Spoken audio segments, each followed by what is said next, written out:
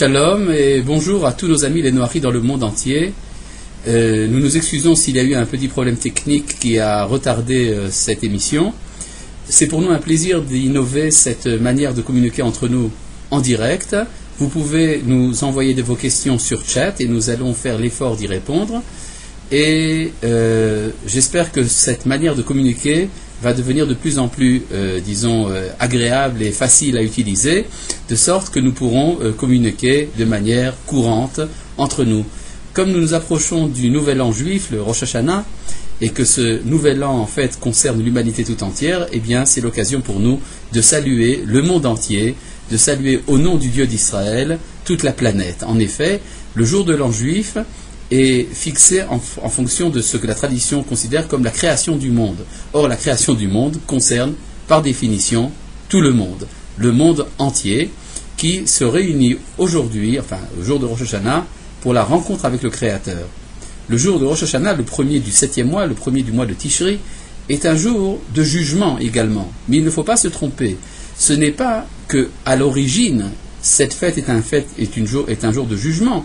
C'est au contraire, c'est parce que c'est le jour où nous rencontrons notre Créateur que nous sommes jugés. En effet, lors de la création de l'homme, eh bien, chacun d'entre nous a reçu une mission. Cette mission était évidente au moment de la création de chacun d'entre nous. Et pendant notre vie, nous sommes mis à l'épreuve. Nous vérifions si effectivement nous sommes en accord avec le projet que le Créateur attendait de nous. Et c'est ça qui nous juge. Un des grands maîtres de la tradition chassidique, Rabbi Zusha d'Anipoli, disait que lorsqu'il montera au ciel, il ne sera pas jugé autour de la question de savoir s'il était équivalent à Moïse. Mais on lui demandera, est-ce que tu as été équivalent à toi-même? Est-ce que tu as été véritablement Zusha? Et c'est effectivement ce que chacun d'entre nous se demande le jour de Rosh Hashanah. Est-ce que j'ai été véritablement moi-même? Est-ce que je suis en accord avec ce que l'on attendait de moi? Effectivement, il y a souvent des déficiences. Il y a ce qu'on appelle le péché, l'inadéquation à ce que le Créateur attend de moi. Et alors on peut rentrer dans le désespoir. On peut se dire, si je n'ai pas été fidèle au projet que le Créateur attendait de moi, je n'ai pas rempli mon contrat, eh bien tout est perdu, je ne suis plus aimé du Créateur. Or, c'est justement pour cela que la Torah nous a révélé la grande panacée, ce qui est la Teshuvah. La Teshuvah, le retour au Créateur. Effectivement, le présupposé fondamental de l'enseignement de la Torah, c'est que l'homme est fondamentalement bon. L'homme n'est pas coupable, l'homme n'est pas pécheur. Lorsque l'homme se rend coupable, lorsque l'homme pêche, c'est parce qu'il s'est éloigné en vérité de soi-même. Et il suffit de revenir à soi-même pour être à nouveau agréable au Créateur. Alors évidemment, il y a la nécessité de ce qu'on appelle l'expiation des péchés. Il faut également payer le prix du mal que l'on a fait. Mais ce paiement du prix n'empêche pas le retour. Il y a tout d'abord la conscience intérieure qui revient au Créateur, on revient à l'origine, et alors seulement on doit également s'occuper de réparer dans les fêtes le mal que l'on a fait. Pour ce qui est du premier jour de l'an, il y a un petit problème dans la tradition. Si vous voyez bien dans la Torah, eh bien le jour de Rosh Hashanah tombe comme par hasard le premier du 7e mois. C'est très bizarre qu'une année commence au milieu de l'année. On s'attendrait à ce que le début de l'année soit le premier jour du premier mois, le premier jour du mois de Nissan, le mois du printemps. Or, très bizarrement, on voit que le premier jour de l'année tombe au milieu de l'année, lors du premier jour du 7e mois, après que les 6 premiers mois de l'année soient passés. En fait, c'est qu'il y a traditionnellement 2 manières de compter les années. On peut compter l'année à partir du premier jour du printemps, on peut compter l'année à partir du premier jour de l'automne. Et il y a ici donc 2 manières d'envisager le temps, 2 manières d'envisager l'histoire et le monde en général. Il y a une manière printanière, qui est une manière optimiste, c'est-à-dire de considérer que le monde va en croissant, le monde va en grandissant. Et donc c'est ça le mois de Nissan, c'est ça le jour de l'an, de la période de Pessah. Il y a également une vision un peu pessimiste du monde, la vision qui considérait le monde comme étant un grand automne, un automne qui fait que les civilisations, comme disait le philosophe français Paul Valéry, que les civilisations se savent mortelles, elles vont en disparaissant, elles vont en se fanant à la manière des feuilles mortes. Et le Talmud nous dit que s'il n'y avait pas eu Israël dans l'histoire, eh bien effectivement, cette vision qui considère le monde de manière pessimiste, le monde comme étant quelque chose qui va à sa disparition, serait justifiée.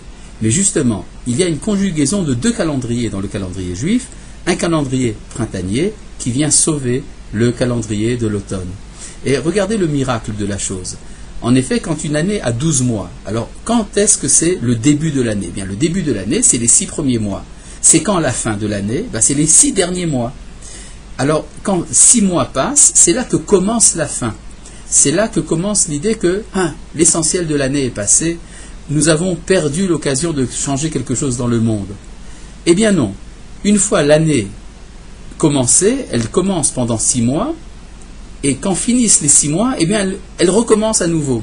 C'est-à-dire que l'année hébraïque ne cesse de commencer. C'est une année en perpétuel commencement, en perpétuel optimisme, si l'on veut, grâce justement à cette dualité des deux Rosh Hashanah, du premier jour de l'an en automne et du premier jour de l'an au printemps. En fait, on transforme de cette manière toute l'année en un renouvellement permanent. Il y a dans le retour à la source également quelque chose d'un peu dangereux. Vous savez, il y a souvent la nostalgie de l'origine.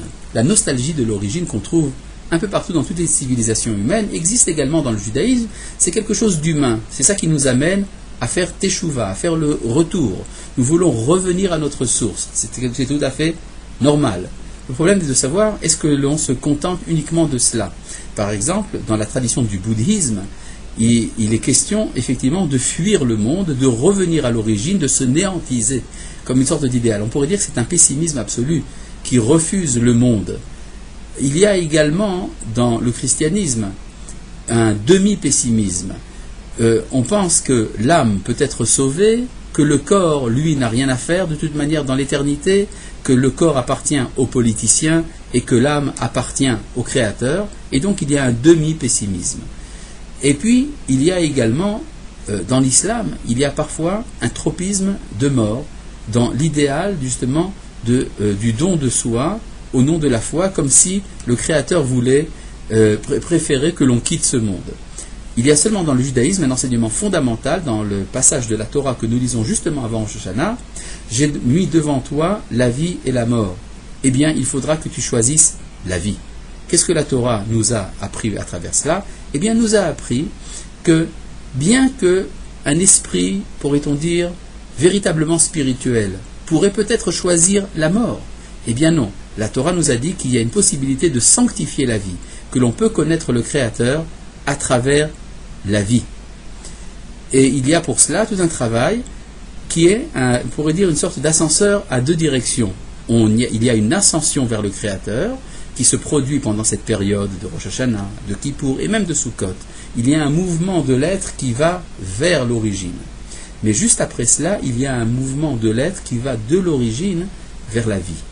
Il y a par exemple le jour de Kippour, le jour le plus saint de l'année, à l'époque où le temple existait, eh bien, le travail, le service du grand prêtre était de rentrer dans le lieu le plus intérieur du temple de Jérusalem, cette partie qu'on appelle le Saint des Saints, ce qui figure un retour à l'origine.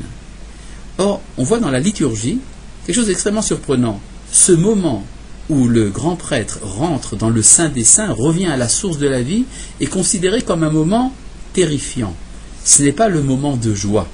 Et ce n'est que lorsque le grand prêtre sort du Saint des Saints pour ramener ce qu'il a reçu là-bas, pour l'amener à ses frères, pour l'amener à tout Israël et à l'amener à toute l'humanité, c'est là que la joie éclate. On dit dans nos prières, combien était grand, qu'il était beau, le grand prêtre, lorsqu'il sortait du Kodesh HaKodashim, lorsqu'il sortait du Saint des Saints. C'est donc que il y a chez nous des ascensions mystiques, mais les ascensions mystiques ne sont pas destinées à fusionner l'être avec le Créateur, mais à créer envers le Créateur un face-à-face qui donne un sens à la vie. Il y a différentes manières de faire cette rencontre. Il y a une manière qui se fait par l'amour, il y a une manière de rencontrer le Créateur dans la crainte, il y a une manière de rencontrer le Créateur dans la joie. Quand nous rencontrons le Créateur dans l'amour, eh bien c'est ça le travail de Rosh Hashanah. lors de Rosh Hashanah, dans les prières de Rosh Hashanah, bien que ce soit un jour de jugement, les prières ne mentionnent pas le jugement. Elles interdisent, il est même interdit, d'après la tradition de la Halacha, il est interdit de rappeler ses péchés dans la prière de Rosh Hashanah. Au contraire, tout ce que nous faisons ce jour de Rosh Hashanah, c'est l'espérance. C'est l'espérance du rassemblement des exilés, l'espérance de la paix universelle, l'espérance de voir ce jour où l'humanité tout entière connaîtra le Dieu d'Israël et où l'humanité tout entière sera réunie dans la fraternité d'Israël pour connaître le Créateur du monde. C'est de cela que nous parlons lors du jour de la création du monde. Nous parlons de grandes choses, nous parlons de la création du monde, nous parlons même, par allusion, de la résurrection des morts, nous parlons de la révélation du Sinaï, du rassemblement des exilés, et tout cela pour éveiller en nous un mouvement d'amour. C'est pour ça que nous rappelons ce jour-là le grand moment d'amour de notre père Yitzhak, qui était prêt à se sacrifier pour son Créateur. Et bien justement, ce qu'on appelle le sacrifice d'Isaac, il faut bien se rappeler que dans la Torah, bien évidemment, ce sacrifice n'est pas un sacrifice, c'est un ligotage, et finalement, Isaac doit vivre. C'est la vie qui nous est enseignée, et non pas la mort. Et puis après vient le jour de Kippour. Eh bien, lors du jour de Kippour, ce qui se passe, c'est que c'est le moment de la crainte. C'est le moment où nous abordons le détail de nos péchés.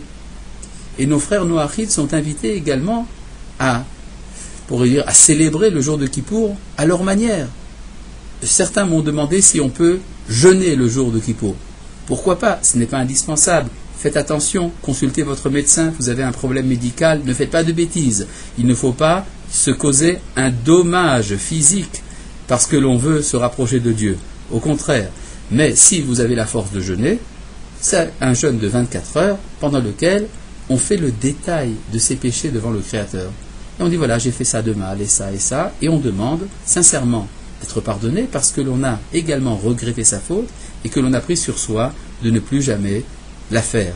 C'est pour ça que la fête de Kippour, le jour de Kippour, se finit par également un éclatement de joie à la fin des prières, au moment justement de la fermeture des portes du ciel, parce que c'est le moment où nous savons que le travail que nous avons fait dans la crainte, justement, bien ce travail a réussi. C'est pour ça que le repas que l'on fait après le jeûne de Kippour est également un repas de fête. Et puis vient après un troisième travail, c'est le travail de la fête de Sukkot, qui est une fête universelle. Cette fête où, à l'époque du temple, on présentait 70 taureaux dans le temple pour faire l'expiation des 70 nations de la terre. À tel point même que le Talmud nous dit que si les nations savaient ce qu'elles avaient perdu avec la destruction du temple, puisqu'il n'y a plus cette expiation des 70 nations, eh bien c'est les nations qui enverraient des troupes pour protéger le temple pour qu'il ne soit pas détruit. Eh bien, la fête de Sukkot est caractérisée justement par la joie. C'est un moment où l'on danse avec la Torah. C'est un moment où l'on se réjouit dans le parvis du temple avec les 4 espèces vertes, le loulav, le cédra et tout le reste, par la myrte et le saule. C'est un moment donc d'exultation, de joie. Mais pourquoi donc ces 3 stratégies? Je reprends. À Rosh Hashanah, l'amour, à Kippour, la crainte, et à Sukkot, la joie. On pourrait dire qu'il y a ici une stratégie particulière de la liturgie juive, c'est qu'il y a chez nous 3 mauvais instincts, 3 mauvais penchants, qui sont figurés par les 3 péchés cardinaux de la Torah, qui sont soit l'homicide, le désir de tuer son prochain, et puis l'idolâtrie, qui est finalement une manière de se détacher de l'origine du Créateur, et puis il y a également la débauche, l'inceste. Eh bien, ces 3 péchés, ces 3 mauvais instincts peuvent être contrés par 3 mouvements de l'âme. Le désir d'homicide est dominé par l'amour. Le désir d'idolâtrie est dominé grâce à la crainte. Et puis, le désir de la débauche, quand quelqu'un cherche la satisfaction immédiate de ses instincts les plus bas, c'est parce que l'homme est pessimiste, qu'il n'a pas d'espoir. S'il croyait vraiment que la vie a un sens, il ne tomberait pas dans la débauche. Et c'est donc la joie qui permet de dominer les mauvais penchants sexuels. Et c'est pour ça qu'il est très important de comprendre à quel point la joie est centrale dans l'enseignement de la Torah d'Israël. Et donc nous sommes invités pendant ces 3 fêtes-là justement à un renouvellement de notre être, un retour à la stature humaine originelle. On m'a demandé qu'est-ce que l'on peut faire quand on est Noachid le jour de Rosh Hashanah. Eh bien, il y a beaucoup de coutumes qui ont été adoptées, qui ont été développées par les Juifs au cours des créations et qui, à mon avis, peuvent inspirer nos frères Noachid. Par exemple, il y a une très belle cérémonie qu'on appelle le Tashlich. C'est un moment où on se réunit, toute la communauté ou des amis ensemble, et on va à un endroit où il y a de l'eau naturelle. Ça peut être une source, ça peut être un fleuve, ça peut être la mer, et certains même, ceux qui vivent dans le désert et qui n'ont pas de source, ouvrent leur robinet dans leur cuisine ou dans un lieu public et se réunissent autour d'une eau courante. Et là-bas, invoquent le Créateur et lui demandent de jeter tous nos péchés dans les abîmes de l'océan. C'est une manière un peu symbolique de dire que nous nous dégageons de nos mauvaises pensées, de nos mauvais instincts, et nous demandons au Créateur de bien vouloir emporter cela où il veut bien l'emporter. Il y a une autre habitude, une autre coutume, un bel usage de la tradition juive qui est ce qu'on appelle les simanim, c'est-à-dire des symboles.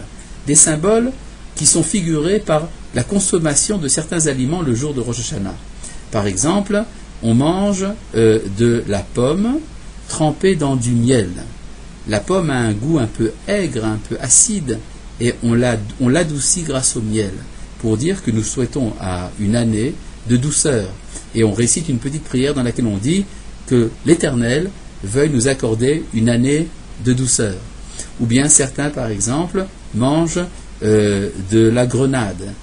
Les grenades sont faites de beaucoup de petits grains, et ces grains sont consommables. C'est-à-dire c'est un fruit où ce qui d'habitude est jeté, au contraire, est consommé. Et ça figure, la quantité énorme de grains qu'il y a dans la grenade, ça figure l'ensemble des mitzvot. Et nous prions pour que nous soyons remplis de mitzvot, de commandements, à la manière dont la grenade est remplie de ces grains. Et donc on peut faire également des jeux de mots, chacun selon sa langue.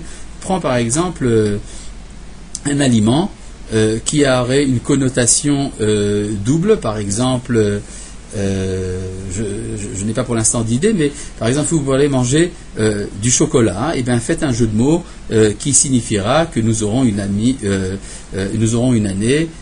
bien chaude et qui collera bien à nos aspirations, par exemple. Et donc, on peut faire beaucoup de jeux de mots, et ça fait partie donc de cette très belle tradition des Juifs. Évidemment, ceux qui veulent également peuvent sonner du shofar. Le shofar, c'est-à-dire la corne de bélier, c'est cette corne qui éveille en nous le désir de se réveiller. Quand il y a une tradition qui dit que lors de la résurrection des morts, les morts seront réveillés au son du shofar. Le shofar est également un objet de rassemblement. Donc on peut, en public, sonner du shofar, et ça se sonne de la manière suivante. On sonne un très long son qu'on appelle tekiah. À cette manière, tout. Après, il y a ce qu'on appelle la teroua. C'est un son brisé de différentes manières. Ça peut se faire tout, bien, différentes manières. Et puis à la fin, vous finissez également par un son simple. Pourquoi cette conjugaison de trois sons, un son simple, brisé et après simple? Eh bien, ça veut dire qu'au début, tout est optimiste, tout va bien. Et puis dans la vie, il y a ce qu'on appelle des crises, il y a des chutes. Et après la chute, on se relève et on revient à la simplicité. C'est ça que signifie le son du shofar. Alors évidemment, ça revient à une question qui est souvent posée. Est-ce qu'un Noachid est autorisé à accomplir plus que les 7 commandements Noachid fondamentaux? Eh bien, la réponse centrale des décisionnaires de la halacha est la suivante. Tant qu'un individu sur terre n'a pas encore accepté d'être jugé par les 7 commandements, alors il ne peut pas accomplir d'autres commandements. Imaginez par exemple quelqu'un, qu'à Dieu ne plaise, qui dirait qu'il n'accepte pas « tu ne tueras point ». Alors, s'il n'accepte pas l'engagement moral de ne pas tuer son prochain, alors pourquoi est-ce qu'il pourrait agiter un loulav ou sonner du shofar? Mais à partir du moment où il a accepté sur lui, en présence d'un tribunal composé de 3 juifs, les 7 commandements Noachid, eh bien la halacha, en particulier Maïmonide, l'autorise à accomplir nombreux commandements, même plus que les 7, autant qu'il le désirera, autant qu'il jugera nécessaire pour son évolution spirituelle. Évidemment, il est toujours recommandé de le faire en prenant conseil d'un rabbin ou d'un ami juif qui connaît la loi orthodoxe, qui lui permet donc d'évoluer. Pour tout vous dire, tout ce que nous faisons là maintenant est contraire au projet originel. Dans le projet originel de l'enseignement de la Torah, eh bien, l'enseignement au Noachide devrait se faire de nation à nation. Si tout était comme il le faut, ça serait les autorités politiques du peuple juif, ça serait le président d'Israël, le premier ministre d'Israël, qui s'adresserait aux dirigeants des nations pour leur enseigner la loi Noachide. Ça se fait de nation à nation. Mais, dans la réalité concrète, vous savez très bien qu'on est encore un peu loin de ça, et donc ce qui se passe, c'est que nous n'avons pas le choix, nous nous adressons d'individu à individu. Mais nous savons qu'à travers le travail des individus, eh bien finalement les nations changent. Et c'est pour ça qu'il est très important que de plus en plus de Noachides diffusent l'enseignement de la Torah dans le monde, que des communautés soient créées, et ça nous sommes prêts à vous aider à le faire. Il suffit simplement d'être en contact avec nous. Nous sommes dans l'espérance également que le statut officiel du Noachide soit reconnu par les autorités rabbiniques d'Israël. La chose est actuellement en négociation et nous ne perdons aucun espoir. Vous savez très bien que les choses importantes prennent un peu de temps, mais malgré tout, nous œuvrons tous ensemble pour faire bouger les choses chez les autorités. Et donc, il n'est pas loin ce jour où des millions, peut-être des dizaines de millions, et même plus, d'individus sur Terre se reconnaîtront non pas à travers les spiritualités existantes, à travers le christianisme ou l'islam ou le bouddhisme ou autre, mais à travers la parole de Dieu qui sort de Jérusalem et qui se fait entendre dans l'humanité tout entière. Voilà, nous avons ici quelques questions qui nous sont arrivées par chat et je vais essayer d'y répondre. Il y a ici une question, des questions qui sont posées dans un langage des Philippines par Emmanuel, et donc je n'ai pas l'honneur de connaître ce langage. J'espère qu'un jour on pourra me le traduire. Voilà, j'ai encore une autre question qui est posée ici. Est-ce que les Noachides mangent aussi ces signes à Rosh Hashanah? Que serait pour un Noachide la signification de remplir son année de mitzvot comme la grenade? Eh bien évidemment, les Noachides, ou les Noachides, je ne sais pas très bien comment on dit, ou les Noachides peuvent très bien manger ces signes, c'est une très belle habitude. Qu'est-ce que signifie de remplir son année de mitzvot? Eh bien, il y a énormément de comportements inspirés de la Torah qui peuvent être accomplis par les Noachides. Non seulement les lois négatives telles que ne pas faire telle et telle chose, mais également être généreux envers son prochain, le rapprocher de la connaissance de Dieu, soutenir le peuple d'Israël dans sa lutte pour sa terre et pour la diffusion de l'enseignement de Dieu. Il y a beaucoup de mitzvot qui peuvent être accomplis, et je vous souhaite justement d'être parmi ceux qui les accompliront en même temps que le peuple juif, évidemment, chacun à sa manière et selon les nécessités de la société dans laquelle il vit. Eh bien, pour l'instant, donc, c'est notre première émission en français pour les Noachides. J'espère que de plus en plus ces émissions seront une chose courante, que nous pourrons avoir un contact permanent, aussi bien en direct que par réaction sur notre site. Et je vous souhaite à vous tous et à nous tous une année douce et heureuse, une année dans laquelle l'humanité tout entière se rapprochera de la parole de Dieu et dans laquelle nous pourrons nous réjouir tous ensemble à Jérusalem et pourquoi pas très bientôt dans le temple de Jérusalem avec vous tous. Il y a encore une autre question. Je souhaiterais savoir si en Belgique il y a une communauté noachide. Dans le cas contraire, peut-on en créer une s'il y a d'autres noachides? Eh bien, je vous propose, à ma connaissance, il n'y a pas actuellement de noachides, mais nous avons des amis en Hollande, nous avons des amis en France qui pourraient peut-être éventuellement vous aider. Si vous avez un petit groupe même, un tout petit groupe de noachides qui serait intéressés à rencontrer un rabbin, qui seraient prêts à rencontrer des amis qui pourraient vous aider à créer cette communauté, eh bien, faites-en nous part sur notre site, le site du Noahide World Center, en hébreu à Merkaz Haolami Bnei Noach, et nous ferons tout notre possible pour vous aider. Une nouvelle question. Comment réaliser un commandement négatif? Chaque jour qui passe où l'on ne faute pas est compté comme un commandement négatif réalisé? C'est une très bonne question. Est-ce que chaque jour où je n'assassine pas mon prochain, c'est considéré comme si j'ai fait un commandement? Évidemment, on peut le dire, mais ce n'est pas tout à fait exact. Il s'agirait par exemple d'une situation dans laquelle, si c'était possible, comme j'aurais eu du plaisir à l'éliminer, mon prochain, eh bien je ne le fais pas. Ça ne veut pas dire forcément l'éliminer physiquement. Par exemple, je suis parfois tenté de vexer mon prochain. Je suis tenté parfois de lui faire honte. Et j'aurais un plaisir d'une sorte de vengeance agréable, d'une certaine manière, à lui verser son sang, non pas physiquement, mais mentalement. Eh bien, je me retiens. Je ne veux pas lui faire honte. Eh bien, c'est également une manière de ne pas le tuer. Ou bien, par exemple, ne pas voler. C'est par exemple, je serais tenté de me servir des services téléphoniques du service où je travaille. Eh bien non, je ne le fais pas parce que je ne veux pas voler. Je suis tenté de quitter le magasin où je travaille un petit quart d'heure avant de sortir. Eh bien non, je ne le fais pas.